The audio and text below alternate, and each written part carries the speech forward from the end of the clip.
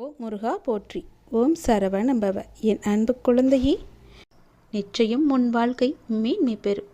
பயப்படாதே, அப்பா நான் இருக்கிறேன். நீ வேண்டிக் கொண்டது நிச்சயம் உனக்கு கிடைக்கும். நம்பிக்கையோடு இரு. முகமலர்ச்சியோடும் நம்பிக்கையோடும் உன் வாழ்வை நீ தொடங்கு. நான் உனக்கு ஒரு பண மூட்டையே கொடுக்கப் போகிறேன். அதில் உனக்கு தேவையான பணம் கிடைக்கும். குழந்தையின் கல்வி செலவுக்காக நீ எடுத்துக்கொள். உன் வீடு கட்ட வேண்டுமா, அதற்காக எடுத்துக்கொள். உனக்கு முக்கியமான கடனை அடைக்க வேண்டுமா, அதற்காகவும் நீ எடுத்துக்கொள். உன் கைக்கு உடனே கிடைக்கும்படி நான் அதை செய்கிறேன். ஓ முருகா என்று நீ இந்த பண மூட்டையை தொடும்போது உனக்கு தேவையான எல்லாவற்றிற்குமான பணத்தை நானே உனக்கு அதிலிருந்து கொடுப்பேன். சீக்கிரம் தொடு. காலகட்டம் நெருங்கிவிட்டது. மிக நிம்மதியாகவே நீ இருக்கப் போகிறாய். கடினமான காலகட்டத்தில்தான் உன்னை சுற்றி இருக்கும் ஒவ்வொரு மனிதனின் சுயரபமும் உனக்கு வெளிப்படும். நீ யாரை நம்பி இருந்தாயோ அவர்கள் உனக்கு எதிரான வேலையை செய்வதை நீ கண்டு இருக்கின்றாய் அல்லவா? இதை கண்டு மன வருத்தம் நீ கொள்ளக்கூடாது. ஒவ்வொருவரும் வாழ்க்கை நாடகத்தில் வினை தீர்க்க தங்கள் கதாபாத்திரத்தில் நடிக்க வந்தவர்கள்தான். நீ பார்ப்பதும் உன்னுடைய ஏதோ ஒரு காரணத்திற்காக தான். இதை நீ கேட்பதும் ஒரு முக்கியமான காரணத்திற்காக தான். எது நடந்தாலும் அதற்கு ஏதோ ஒரு முக்கியமான காரணம் இருக்கும் என்று எண்ணிக்கொள். அவர்கள் அவ்வப்போது மாறிக்கொண்டே இருப்பார்கள். யார் எப்படி நடந்தாலும் உன் திருச்செந்தூர் முருகன் உன்னோடு தான் இருப்பேன். அவ்வப்போது மகிழ்ச்சியும் கிடைக்கும். முருகன் அருளால் நான் எப்போதும் மகிழ்ச்சியாக இருப்பேன் என்று மட்டும் நினைத்து கொண்டே இரு. எது நடந்தாலும் என்ன நடந்தாலும் உனக்கு மகிழ்ச்சி கிடைத்து கொண்டே இருக்கும்படி உன் முருகன் உனக்கு ஆசி வழங்குகிறேன். உன்னிடம் இந்த பண மூட்டையை கொடுப்பதற்காக நான் நேற்றிலிருந்து காத்து கொண்டிருக்கின்றேன். உனக்கான பண மூட்டை என் கையில் அதிகமாகவே இருக்கிறது. உன்னிடம் கொடுத்துவிட்டால் நான் மீண்டும் திரும்பி சென்று விடுவேன் என் ஆலயம் நோக்கி. மீண்டும் கூப்பிடு, நான் வருகிறேன். உன் தேவைக்கான பணத்தை நான் கொடுத்து விட்டேன் அல்லவா? இனி நிம்மதியாக இரு. எதற்காகவும் அழுவாதே. உனக்கான எல்லாவற்றையும் கொடுப்பது நான் தான். இந்த முருகன் இருக்கும்போது நீ எதற்காக யாரை நம்பி இருக்க வேண்டும்? உனக்கு எவ்வளவு தேவையோ, என்ன தேவையோ, எந்த உதவியாக இருந்தாலும் என்னிடம் மட்டுமே நீ கேள். உனக்கான நல்வாய்ப்பை நான் ஏற்படுத்தி தருகிறேன். அது எப்படி, எங்கு, எப்போது, யார் மூலம் என்று யாருக்கும் தெரியாத அளவுக்கு உன்னிடம் வந்து அது சேர்ந்துவிடும். நீ நினைப்பது கொண்டிருக்கலாம், முருகன் என்னை கண் திறந்து பார்க்க மாட்டாரா, என் கவலைகளை தீர்க்க மாட்டாரா என்று உன்னுடைய மனக்குமரல் எனக்கு கேட்டது. அதனால் தான் ஓடி வந்திருக்கிறேன். உனக்கான தேவையை நான் கொடுக்க வந்திருக்கின்றேன். இந்த முருகனின் வாக்கு உனக்கு நிச்சயம் பலிக்கும். ஓம் சரவண பவ என்று இந்த பண மூட்டையை நீ தொட்டதால் நான் அதை உனக்கு தருகிறேன். ஒவ்வொரு நாளும் புதிய நாளாக நீ துவங்க இறைவன் உனக்கு அருள் புரிவார். மிக பெரிய வெற்றி உன் அருகில் இருந்து கொண்டே இருக்கிறது. அதை உடனே தொட்டு விடலாம். கொஞ்சம் யோசித்துப்பார், எப்படி தொடலாம் என்று. நான் உன் அருகிலேயே வைக்கிறேன். முழு வெற்றியையும் நீயே எடுத்துக்கொள்வாய். யாரும் உன்னை குறை கூறினால் அது உண்மையாயின் திரித்துக்கொள். பொய்யாயின் அதை நகைத்து விடு. வீழ்வது வெட்கமல்ல, ஆனால் வீழ்ந்து கிடப்பதுதான் வெட்கம். புரிகிறதா? வீழ்ந்து கிடப்பதுதான் வெட்கம். வீழ்ந்தால் உடனே எழுந்துவிடு. நீ நகைத்து அவர்களுக்கு முன் நகைத்துப்பார். அவர்களே தலை தெறிக்க ஓடிவிடுவார்கள். பேருந்து பயணத்தில் நடத்துனர் கொடுக்க வேண்டிய மீது சில்லறைக்காக முழு பயணத்தையும் நாம் ரசிக்க மறக்கிறோம். அப்படிதான் வாழ்க்கையிலும் சில சில்லறை பிரச்சனைக்காக முழு வாழ்க்கையுமே நாம் ரசித்து வாழ மறந்து விடுகிறோம். ஆகவே விழிப்புணர்வுடன் எது வாழ்விற்கு உகந்தது, எது உகந்ததல்ல என்பதில் கவனத்துடன் இருந்தால் இலக்கை நோக்கி அடைவது மிக மிக எளிது. அனைத்திலும் பேதம் பாராது சமநிலைத்தன்மையை கொண்டிடுங்கள். மனம் அழகாக இருந்தால் காணும் காட்சிகளும் அழகாகவே இருக்கும். ஆகவே மனதில் குப்பையான கீழான எண்ணங்களை ஒருபோதும் சேர்க்காதே. மனதில் நல்ல நேர்மையான எண்ணங்களை விதையுங்கள்.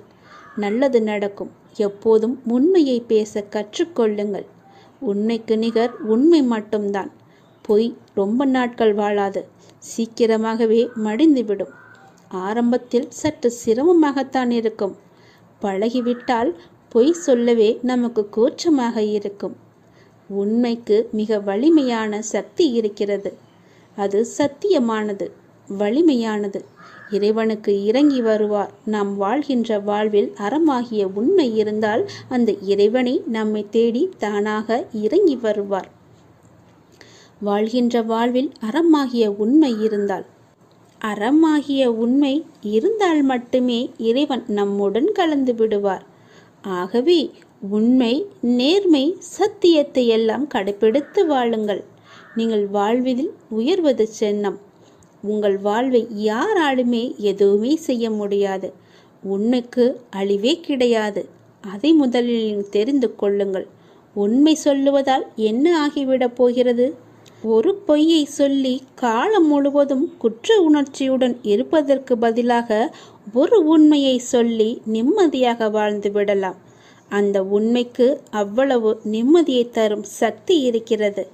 அதை நீ மறந்து விடாதே. பொய்யை சொல்லி இன்று தப்பித்து விடலாம். நாளை நிச்சயமாகவே காலம் காட்டிக் கொடுக்கும். அதனால் உண்மையாகவே இருங்கள். நாக்கில் வருவது எப்போதுமே உண்மையான பேச்சாக மட்டுமே இருக்கட்டும். நான் உங்களிடம் வருகிறேன். ஒருவர் தனது இறை பக்தியில் முழுமையும் வலிமையும் அடைந்த பின்னர் அவருக்கு பக்தியானது முத்திவிட்டது என கூறுவதும் வழமையே. எனவே முழுமை முதிர்ச்சியடைந்த நிலையே முக்தி என்று சொல்வார்கள்.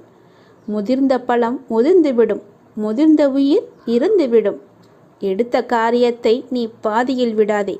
செய்வதை திருந்தச் செய் என்ற உபதேசம் அனைவருக்குமே பொருந்தும். குருவை அடைந்து மரியாதையுடன் கற்றுக்கொள். கற்றதை மனனம் செய்து உருவேற்றிக்கொள் என்பது எல்லா மாணவர்களுக்குமே பொருந்தும். தொழில்நுட்பத்தை தெரிந்து கொள்ள முனையும் மற்றவர்களுக்குமே உரிய உபதேசம்தான் இது. எதற்காக எனக்கு சொல்கிறேன் என்று கேட்டதை, நீங்கள் ஆசைப்படுவதெல்லாம் கிடைக்காமல் இருப்பது உங்களை ஒரு சிறந்த வாழ்க்கைக்கு கொண்டு செல்வதற்காகவே இருக்கும் என்பதை நம்பு. முடிந்தவரை உங்கள் வேலையை நீங்கள் சிறப்பாக செய்து விடுங்கள். யாரிடமும் உங்கள் வேலையை ஒப்படைக்காதீர்கள். உங்களுக்கு கிடைக்க வேண்டிய அங்கீகாரம் தானாகவே கிடைக்கும். நேரத்தையும் வாய்ப்பையும் ஒருபோதுமே வீணடிக்காதே. அந்த தவறுக்கு எந்த காரியம் செய்தாலும் பரிகாரமாகாது. போன நேரமும் திரும்ப வராது. யாருக்காகவும் நேரம் காத்திருக்காது. பொறுத்துக்கொள். நீங்கள் செய்யும் ஒவ்வொரு நல்ல காரியமும் அதற்கான நன்மைகளை காலம் கடந்தாவது அழைத்து கொண்டு உங்களிடம் வந்து சேர்க்கும். வெற்றி என்ற முகத்துடன் உங்களிடம் வந்து சேரும். நீ நிராகரிப்புகளை எல்லாம் கண்டு நெஞ்சு உடையக்கூடாது. உன்னை யாராவது தூக்கி எறிகிறார்கள் என்றால் இறைவன் உன்னை மேலே தூக்கி விடுகிறான் என்ற அர்த்தம். அதனால் நீ பயப்படாதே. தூக்கி எறிந்தவர்கள் போகட்டும், நான் உன்னை தூக்கி விடுகிறேன். தூக்கி எறிந்தவர்களை பற்றியே நீ கவலைப்பட்டு கொண்டிருக்காதே. எதிர்பார்த்து ஏமாற்றங்கள் மட்டும்தான் கிடைக்கும். என் வாழ்வில் அற்புதங்களை நிகழ்த்துவேன் என்று நீ நம்பிக்கையுடன் காத்திருக்கிறாய் அல்லவா? உன் தந்தை நிச்சயமாகவே உன் வாழ்வில் அற்புதங்களை நிகழ்த்தப் போகிறேன்.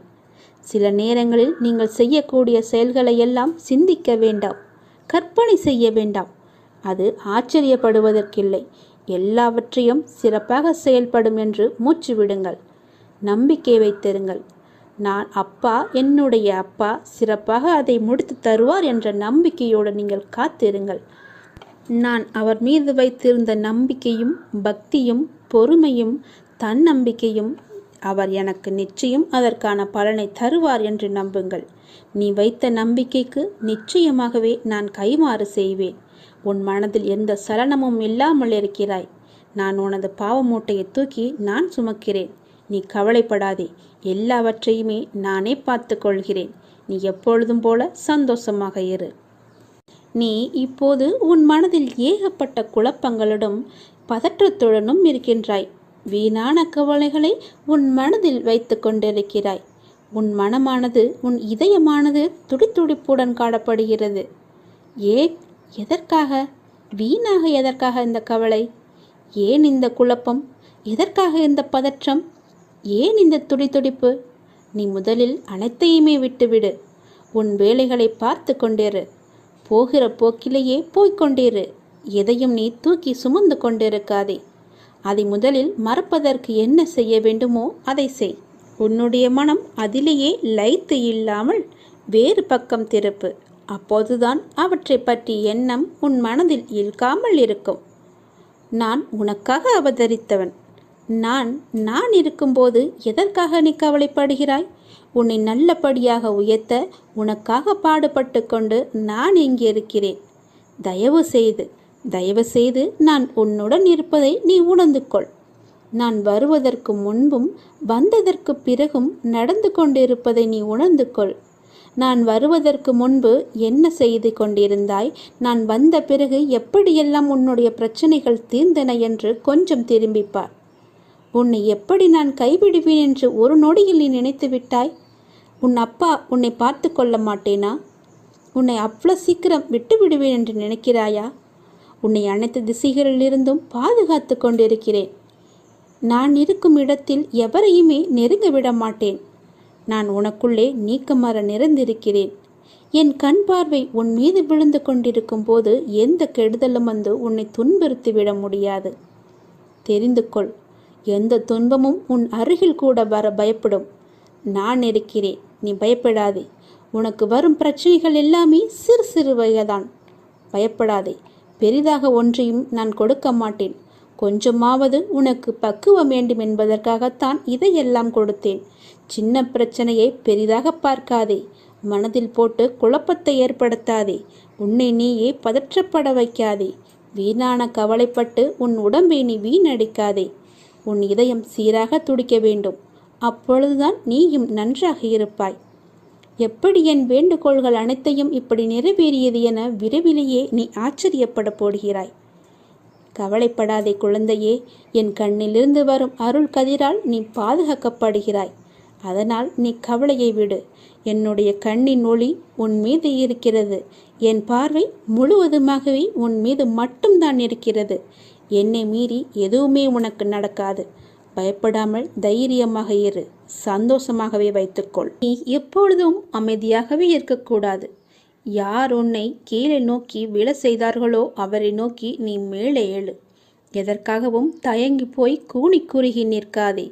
உனக்கு துணையாக உன் அப்பன் ஈசன் நான் இருக்கிறேன். நீ கவலையின்றி தைரியமாக மேலே எழுந்து வா. நீ மேலே எழும்புவதற்கு என்னுடைய கையை தருகிறேன். என் கையை பிடித்து கொண்டு நீ மேலே எழுந்து வா. நீ ஒரு இடத்தில் அவமானப்படும் போது கூனி குறுகி நிற்காமல் அவதாரம் எடுத்து காட்ட வேண்டும். கீழே வீழ்கின்ற போது விஸ்வரூபமாக எழ வேண்டும். உன் மனம் புண்படுகின்ற போது எல்லாம் புன்னகை செய். அதுவே அவர்களுக்கு மிக பெரிய தண்டனையாகிவிடும்.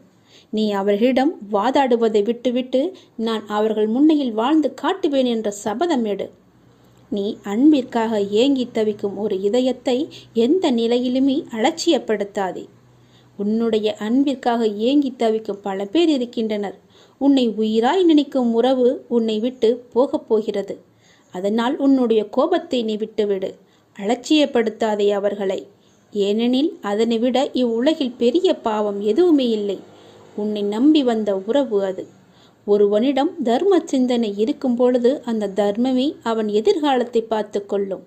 ஏனென்றால் ஒரு மனிதன் என்ன பிரார்த்தனை செய்தாலும், எத்தனை மந்திரங்கள் உரியேற்றினாலும், எத்தனை அபிஷேகங்கள் யாகங்கள் செய்தாலும் கூட அவனிடம் உதவும் குணம் இல்லை என்றால் இறையருளை பெற முடியாது.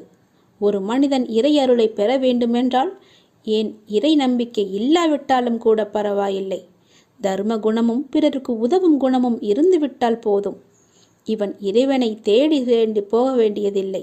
அந்த இறைவனை இவரை தேடி வந்து விடுவார். இவன் இல்லம் நோக்கி வந்து விடுவார். எவன் அதிக அளவு தர்மம் செய்கிறானோ அவனிடம் இறையே வந்து கையேந்தும். அந்த அளவுக்கு தானத்திற்கு அவ்வளவு ஒரு மகிமை. பக்தினி, நீ இப்போது ஏன் குழம்பி போயிருக்கிறாய்? உனக்கு என்ன வர வேண்டும்? உனக்கு ஆரோக்கியம், பொருளாதாரம், மன நிம்மதி எதுவாக இருந்தாலும் என்னிடம் கேள். நான் உனக்கு தருகிறேன். நீ யாரிடமும் போய் கையேந்த வேண்டாம். நீ கவலைப்படாதே. யாரிடமும் கையேந்தும் நிலைப்படி நான் உன்னை வைக்க மாட்டேன். உன்னுடைய எல்லா பிரச்சனைகளுமே நான் தீர்த்து விடுகிறேன். என்னை நம்பு. என்னை முழுவதுமாக நம்பு. ஒரு முறையாவது, தினமும் ஒரு முறையாவது என்னுடைய பெயரை சொல்லி என்னை கூப்பிடு. உன் குழப்பங்களுக்கு எல்லாவற்றிற்குமே நான் விடை தருகிறேன். உனக்கு என்ன வர வேண்டும் கேள். நான் உனக்கு தருகிறேன். எடுத்துக்கொள். சந்தோஷமாக வாழு. எல்லாவற்றையுமே சிவனிடம் ஒப்படைத்து விடுங்கள். ஓம் நமச்சிவாய என்ற மந்திரமே உன்னுடைய வாழ்வின் தந்திரம் என்பதை மறந்து விடாதே. முதலில் கஷ்டத்தை வெளியே சொல்லாதே. நீ காலனை தேடிச் செல்லாதே. கவலைகளை மனதில் கொள்ளாதே. கற்பத்தில் உயிரை கொள்ளாதே. கண்டதை உணவாக உண்ணாதே, கண்டவர்கள் மனதை கில்லாதே, காசுக்காக தன் மானத்தை இழக்காதே, கலங்கி யாரிடமும் நிற்காதே, கள்ளமுள்ளோரை கண்டு திரும்பாதே, கற்பனையில் மூழ்கி ஏங்காதே, கால் போன போக்கிலே போகாதே, கர்மத்தை கையில் ஏந்தாதே, காலம் கடந்து பெருமூச்சு வாங்காதே, கடவுள் மீது ஒருபோதும் பழி போடாதே. நான் சொல்வது எல்லாம் விளங்குகிறதா? உன்னுடைய கஷ்டத்தை முதலில் நீ வெளியே சொல்லக்கூடாது. காலனை தேடி செல்லக்கூடாது. தானாகவே வரட்டும் என்று விடு. கவலைகளை மனதிலேயே கொள்ளாதே. கர்ப்பத்திலேயே ஒரு உயிரை கொல்லக்கூடாது. அது மிக பெரிய பாவம். கண்டதையும் உணவாக உண்ணாதே. உன்னுடைய வயிற்றுக்கு எது பொருந்துமோ அதை மட்டுமே உண்ணு. கண்டவர்கள் மனதை கில்லாதே. அடுத்தவர்களுடைய மனதை புண்படுத்தாதே.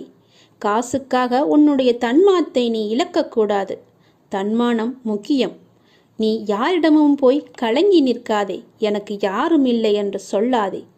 கள்ளமுள்ளோரை கண்டு திரும்பாதே. அதாவது வஞ்சக எண்ணம் உள்ளோரை கண்டால் நீ உடனே திரும்பி வந்துவிடு. அவர்கள் முகத்தை கூட பார்க்காதே. கற்பனையிலேயே மூழ்கி ஏங்காதே. பேராசைப்படக்கூடாது என்கிறார். கால் போன போக்கிலே போகாதே. எங்கு வேண்டுமானாலும் போகலாம். கால் போன போக்கில் போனால் செல்ற இடம் கூட தெரியாது. கர்மத்தை கையில் ஏந்தாதே. நல்லதை மட்டுமே செய். உன் கர்மா எல்லாமே அழிந்துவிடும். காலம் கடந்து பெருமூச்சு வாங்காதே. நேரம் உள்ள போதே தூற்றிக்கொள். நேரம் போனால் பிறகு கிடைக்காது. நேரம் மிக அற்புதமானது, திரும்பி வராது. கடவுள் மீது ஒருபோதும் பழி போடாதே. யான் கேட்டு என் கடவுள் எனக்கு செய்யவில்லை என்று அவரை நீ திட்டாதே. அவருக்கு தெரியும் உனக்கு எப்போது எப்படி செய்ய வேண்டும் என்று. கடவுளுக்கு தெரியும். அவருக்கு தெரியாமலையா நீ வந்தாய்? கடவுள் மீது ஒருபோதுமே பழி போடும் எண்ணத்தை விட்டுவிடு. அவன் அப்பா எல்லாவற்றையுமே பார்த்து கொள்வார் என்ற நம்பிக்கையோடு இரு. நீ நினைத்த செயல் விரைவிலேயே என் ஆசையுடன் நடக்கப் போகிறது. உன்னை சரியான நேரத்தில் நான் கரம் குழித்து இழுத்து வந்து விட்டேன். நீ பயப்படாதே. எல்லாமே என்னுடைய ஆசைப்படியே நடக்கும். வாழ்வில் நடைமுறையில் உள்ள சில விஷயங்களை யதார்த்தமாக நீ புரிந்து கொண்டால் இன்பத்தையும் துன்பத்தையும் சமநிலையில் ஏற்கலாம். நீ முயற்றுப்பார். என் துணையோடு எல்லாவற்றையுமே போராடிப்பார். போராட்டமே இல்லாத வாழ்க்கை இங்கு யாருக்குமே அமைவதில்லை. போராட்டத்தை சந்திக்காத எந்த உயிரும் இந்த பூமியில் வாழ முடியாது. தெரிந்து கொள். பிறந்தது முதல் இறப்பது வரை போராட்டம் இருந்து கொண்டுதான் இருக்கிறது. பிறந்த குழந்தை கூட அழுகை என்னும் சத்தம் செய்துதான் தன்னுடைய தேவைகளை பூர்த்தி செய்கிறது. போராட்டத்தில் பிறந்து போராட்டத்தில் வளர்ந்து போராட்டத்தில் மடிவதுதான் வாழ்க்கை. இன்று மனிதன் போராட்டம் இல்லாத வாழ்க்கை வாழ ஆசைப்படுகின்றான். அதைத்தான் விரும்புகின்றான். வாழ்க்கையில் தங்கள் குறிக்கோளை நிலைநிறுத்தி கொள்ள ஒவ்வொரு மனிதனும் இவ்வுலகில் போராட வேண்டியிருக்கிறது. பூந்தோட்டத்தில் ஒவ்வொரு நாளும் புது புது மலர்கள் பூப்பதுண்டு. ஆனால் அவை நிலைப்பது இல்லை. அது நியதியும் இல்லை. அதுபோலத்தான் வாழ்க்கை என்னும் பூந்தோட்டத்தில் ஒவ்வொரு நாளும் புது புது மலர்களாக பூத்து கொண்டிருக்கிறோம்.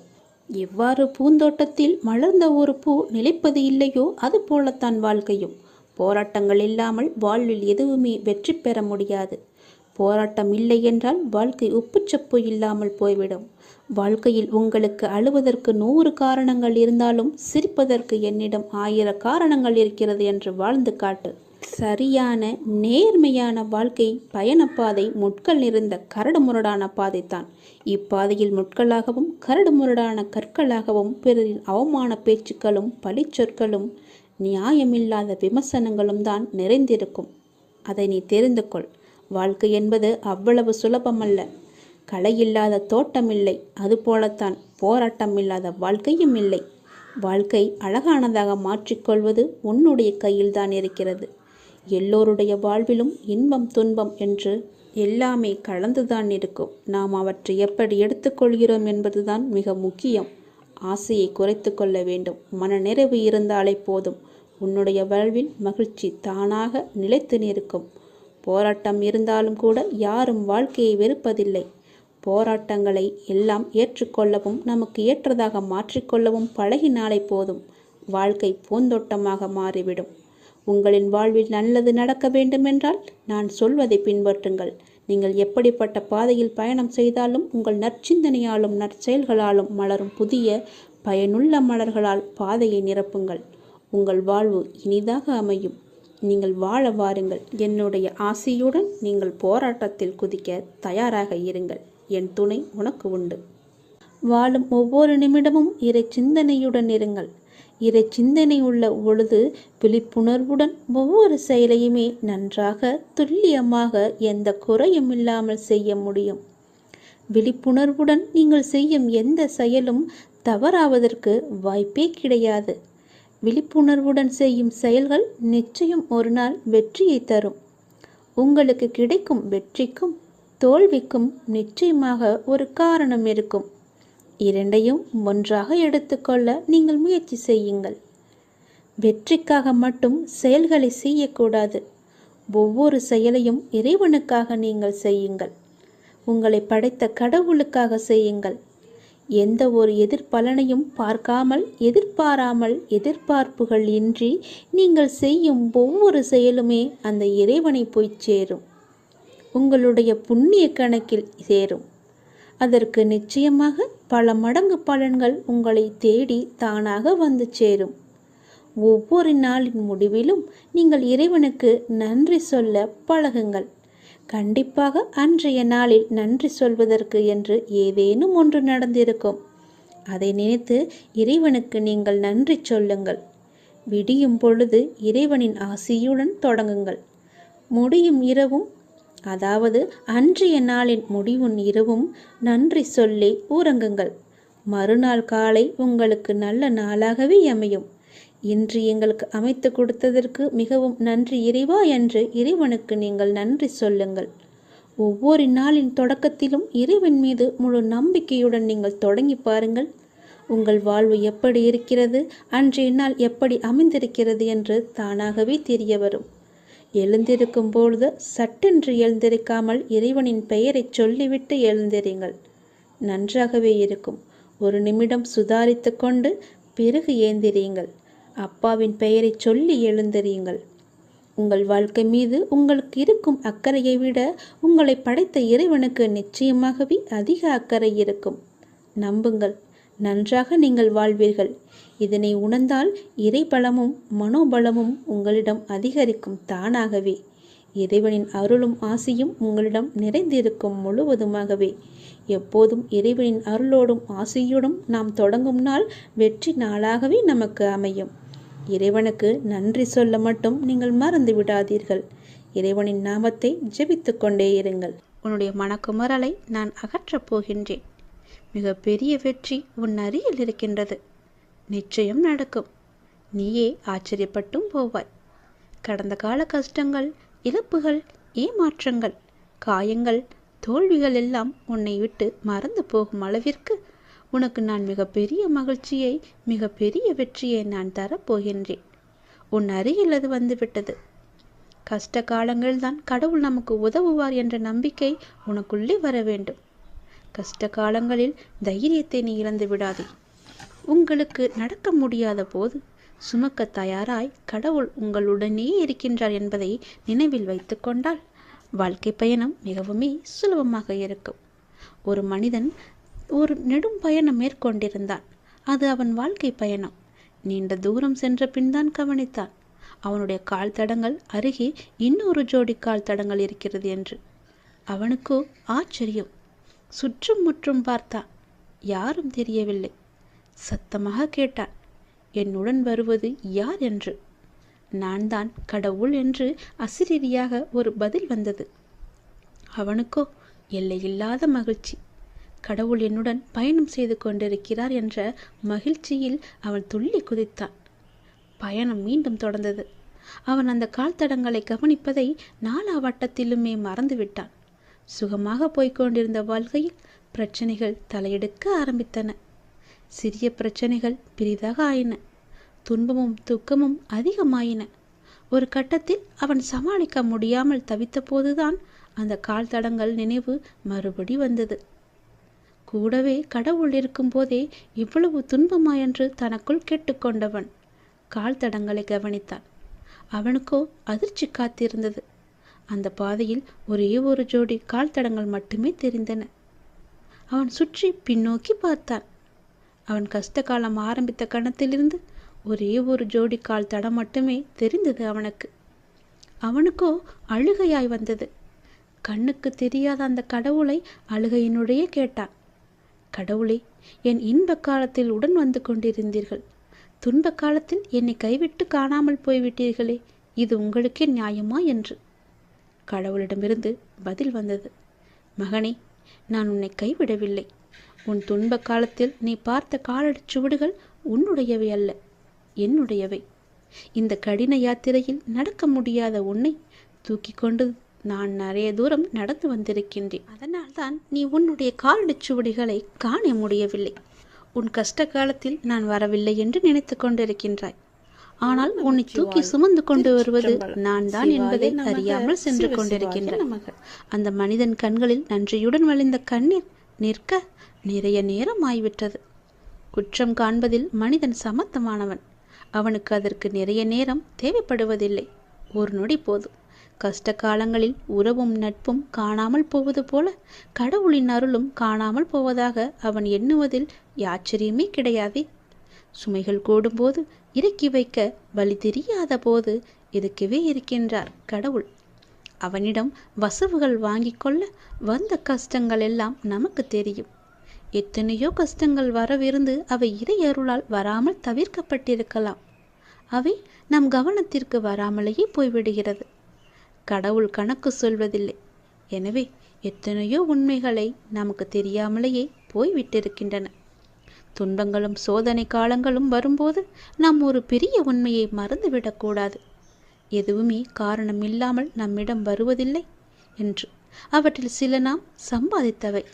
நம் முந்தைய செயல்களின் விளைவுகள் நாமே வரவழைத்தவற்றை நாம் சந்தித்துதானே ஆக வேண்டியிருக்கின்றது. மறப்பதும் எதிர்ப்பதும் நியாயமல்ல. மற்றவை நாம் வளர பக்குவப்பட தேவையான அனுபவங்களை அது கற்றுத்தருகிறது. குழந்தைக்கு எது நல்லது என்பதை குழந்தையை விட பெற்ற தாய் நன்றாக அறிவாள் அல்லவா? கடவுளும் அந்த தாயைப் போலதான். இனி கஷ்ட காலங்கள் வரும்போது கடவுளை திட்டாதீர்கள். அவற்றை தாங்கும் சக்தியை, அவற்றிலிருந்து கற்கும் புத்தியையும் மட்டுமே கடவுளிடம் வேண்டுங்கள். கஷ்ட காலங்களில் தைரியத்தையும் இழக்காதீர்கள். உங்களுக்கு நடக்க முடியாத போது சுமக்க தயாராய் கடவுள் உங்களுடனே இருக்கிறார் என்பதை நினைவில் வைத்துக் கொண்டு உங்களுடைய வாழ்க்கை பயணம் சுலபமாகும். முடிவு கண்டிப்பாக இனிமையாகும்.